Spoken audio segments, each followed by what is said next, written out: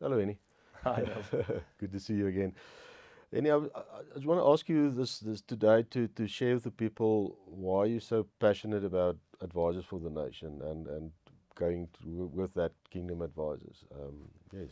Yeah, I think there was a big thing a few years back, I think, where we worked through one of the study groups that we actually just to help break the scarcity mindset that we might sometimes have about we're always in competition with each other. But I think then when you bring it back to the church world, the idea is exactly that we should actually, from the business side, go back to a church, re-energize, and then we're trying to create unity. But now we're fellow advisors sitting in the same church, and Mm, are we actually competition? And I think it's a complete contradiction to that is the idea that we get together, that we learn from each other, because I should always be satisfied that when someone gives advice and it's based on biblical wisdom mm, and based on Bible principles, that I should actually be completely happy that a client is with that person. And I mm, think mm, that's where community is nice to hear each other's stories, hear each other's encouragements. But I also do feel like uh, you spend so much. We had at our conference this year, the faith at work, and I think we spend so much time at work, mm, and it's very important that we should be able to live out our calling mm, at work. mm, In specifically because we're different cultures, even mm, sometimes different religions, and we've mm, got to respect each other mm, to a certain extent. But that doesn't mean that I can't live out my calling mm, amongst colleagues, but also to our clients. And in the way we give advice is that and it's not always just in what we say, but mm, it's also in how we do things mm, is very mm, important. I think mm, we should be accountable to a certain standard, mm, and just because we a Christian advisor or someone, I think people shouldn't realize that because I say I'm a Christian advisor, they should almost realize it by how I do things. That mm, listen, there's something different about that, and I think that is something I want to share amongst more people and mm, get groups of people together because over the last 12, 13 years since I've worked for RIG, it's obviously the way that RIG was built. mm, Yourself and Willem did a lot of research in what we wanted to do and achieve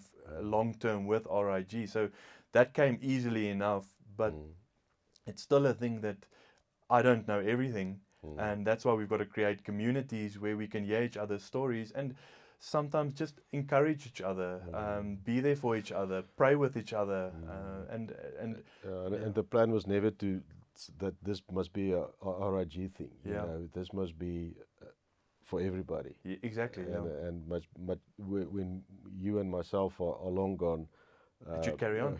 Yeah, you know it must still yeah, be going on and must move on without us being yeah. involved. And I think it's happening. And that's cool. After losing Willem earlier this Mm, year, it actually gained momentum uh, yeah. beyond what we could have believed, and Mm, it's so cool because you can see God's hand on what's mm, busy happening.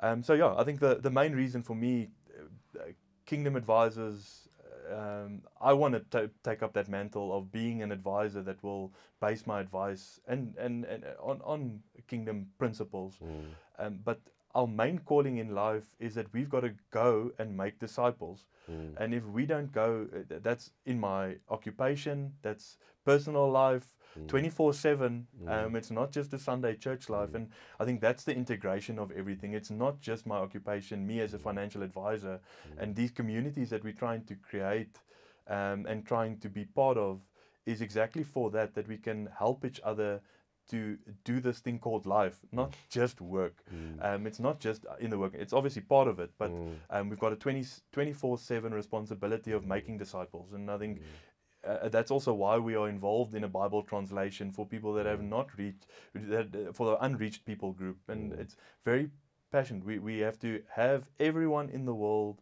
and that's why it's also called Advisor for the Nations. I think the mm, idea is that it's for all people, it's mm, everyone. And the main thing for me is if we can get 100,000, whatever the number is, advisors basing their advice on biblical principles, then those 100 or 1,000 advisors will reach 100,000 people. It's not the thing of just the multiplication. it's the multiplication effect of it, which is I can see that happening, and it's very cool how God's opening doors for us, and I just want to be part of it. I think that's just a thing. I definitely don't have all the answers, all the ideas, but it's an absolute privilege to be part of it and have the responsibility at this stage to try and drive this as hard as possible.